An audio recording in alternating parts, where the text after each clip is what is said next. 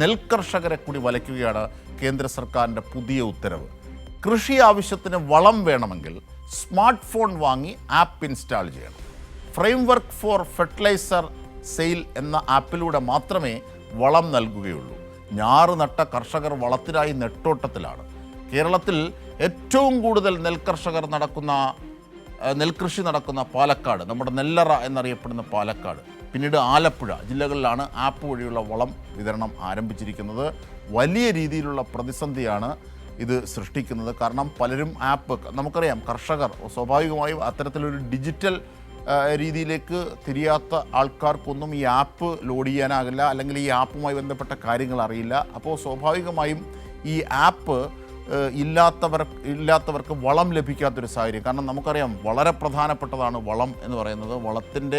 വളത്തിലൂടെ മാത്രമാണ് ആ ഈൽഡ്, അതിൻ്റെ ഫലം, കൃഷിഫലം ലഭിക്കുക. അപ്പോൾ സ്വാഭാവികമായി അത് കൃത്യസമയത്ത് ആ വളം എസ്റ്റാബ്ലിഷ് ചെയ്യേണ്ട, മീൻസ് അത് ഇടേണ്ടതായ സാഹചര്യങ്ങളിൽ അത് ലഭിക്കാതിരിക്കുകയും, അങ്ങനെയുള്ള ഒരു സാഹചര്യത്തിൽ വളരെ ഗൗരവമായ അവസ്ഥ കൃഷിയെ സംബന്ധിച്ച് രൂപപ്പെടുകയും ഒക്കെ ചെയ്യും. ഇതാണ് അത് ആപ്പില്ലാത്തവർക്കാർക്കും വളം ലഭിക്കുകയില്ല എന്നത് വലിയ കർഷകരെ വലിയ പ്രതിസന്ധിയിലാക്കുകയാണ്. അതുകൊണ്ട് ആപ്പിലാക്കുകയാണ് ഈ കേന്ദ്ര സർക്കാരിൻ്റെ ആപ്പ് നെൽകർഷകരെ. നമുക്ക് ആ റിപ്പോർട്ടൊന്ന് കാണാം.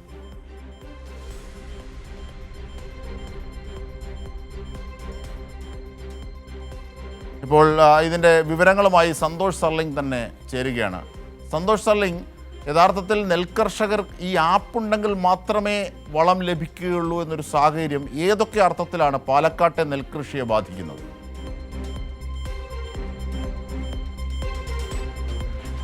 അജിംഷാദ്, രാജ്യത്ത് ഒരു സ്ഥലത്തുമില്ലാത്ത ഒരു പുതിയ രീതിയാണ് നമ്മുടെ കേരളത്തിൽ പാലക്കാടും ആലപ്പുഴ ജില്ലയിലും ഇപ്പോൾ സംസ്ഥാന കൃഷി വകുപ്പും കേന്ദ്ര കൃഷി മന്ത്രാലയവും കൂടി നടപ്പിലാക്കിയിരിക്കുന്നത്. അത് ഫെർട്ടിലൈസർ ഫോർ സെയിൽ എന്ന രീതിയിൽ FFC എന്ന് പറയുന്ന ഒരു ആപ്പ് ഓരോ കർഷകരും ഡൗൺലോഡ് ചെയ്യണം. അതിലേക്ക് അവരുടെ ഭൂരേഖകളൊക്കെ അപ്ലോഡ് ചെയ്യണം. അതെല്ലാം കഴിയുമ്പോൾ എത്ര ഏക്കറിൽ എത്ര വളം വേണം, അത് എവിടെ നിന്ന് വാങ്ങണം എന്നൊക്കെ ആപ്പിൽ നിന്ന് നിർദ്ദേശം വരും. അതനുസരിച്ച് പോയി വാങ്ങണം എന്നതാണ്. പക്ഷെ അതിപ്പോൾ നടപ്പിലാക്കിയിരിക്കുന്നു. കർഷകർക്ക് ഇതിനെക്കുറിച്ചുള്ള സാങ്കേതിക പരിജ്ഞാനത്തെക്കുറിച്ച് നമുക്കറിയാമല്ലോ, വലിയ പ്രശ്നമാണ്. അത് കാരണം ഈ ഞാറ് നടേണ്ട ഈ സമയത്ത്, നിലമൊരുക്കി കാത്തിരിക്കുന്ന ഈ സമയത്ത് അവർക്ക് വളം ലഭിക്കുന്നില്ല. വലിയ പ്രശ്നത്തിലേക്ക് അത് പോകുന്നു. കർഷക സംഘത്തിൻ്റെ നേതൃത്വത്തിൽ ഈ ജില്ലകളിലൊക്കെ പ്രതിഷേധങ്ങളൊക്കെ നടക്കുന്നു. ഇപ്പോൾ നമ്മളോടൊപ്പമുള്ളത് കർഷക സംഘം ജില്ലാ ട്രഷറർ കൂടിയായ സുഭാഷ് ചന്ദ്രബോസാണ്. അപ്പോൾ നേരിട്ട് അദ്ദേഹത്തിൽ നിന്ന് ചോദിക്കാം, എങ്ങനെയാണ് കർഷകർ ഈ പ്രതിസന്ധി അതിജീവിക്കുക എന്നതാണ് ഏറ്റവും പ്രധാനപ്പെട്ട. എന്തായാലും ഇപ്പോൾ അവർ അനുഭവിക്കുന്ന ഒരു പ്രശ്നത്തെക്കുറിച്ച് എന്താണ് ഇപ്പോൾ കർഷകർ നേരിടുന്ന ഒരു പ്രശ്നം? ഫ്രെയിംവർക്ക് ഫോർ ഫെർട്ടിലൈസർ സ്കീം പ്രകാരം ഒരു കർഷകൻ്റെ കൃഷിഭൂമിയിൽ നെൽകൃഷി അല്ലെങ്കിൽ വാഴ അല്ലെങ്കിൽ നാളികേരം അല്ലെങ്കിൽ മറ്റ് കൃഷികൾ ചെയ്യണമെങ്കിൽ രാസവളം ഏജൻസികളിൽ നിന്നും ലഭിക്കണമെങ്കിൽ ഒരു പ്രത്യേക ആപ്പ് ഡൗൺലോഡ് ചെയ്യണം. ആ ആപ്പ് എന്ന് പറയുന്നത് കർഷകൻ്റെ ഭൂമിയിൽ നികുതി അടച്ച രസീതി ആധാർ കാർഡുമായി ലിങ്ക് ചെയ്യുന്ന ഒന്നായിരിക്കണം. ഈ ആപ്പ് പ്രകാരം ലഭിക്കുന്ന QR കോഡുമായി ഈ കർഷകൻ ഫെർട്ടിലൈസർ ഏജൻസിയെ പോയി സമീപിക്കണം. ആ ഫെർട്ടിലൈസർ ഏജൻസിയുടെ കയ്യിലുള്ള POX എന്ന് പറയുന്ന മെഷീനിൽ ഈ QR കോഡ് സൈൻ ചെയ്താൽ മാത്രമാണ് ഇയാൾക്ക് രാസവളം ലഭിക്കുക. ഈ ആപ്പ് ഡൗൺലോഡ് ചെയ്ത് 2 ദിവസത്തിനകം വളമെടുക്കണം. 2 ദിവസത്തിനകം വളമെടുക്കാൻ കൃഷിക്കാരുടെ കയ്യിൽ പണമില്ലെങ്കിൽ, നെല്ലളന്ന പണം കിട്ടാത്ത കൃഷിക്കാരനാണ്, വലിയ കടബാധ്യതയുള്ള കൃഷിക്കാരനാണ് നെൽകർഷകൻ. അവൻ്റെ കയ്യിൽ 2 ദിവസം പൈസ എത്തിയില്ലെങ്കിൽ ഈ 2 ദിവസം കൊണ്ട് ഈ ആപ്പ് ക്യാൻസലാവും. പിന്നെ വീണ്ടും ഡൗൺലോഡ് ചെയ്യണം. ഇതാർക്ക് വേണ്ടിയാണ്?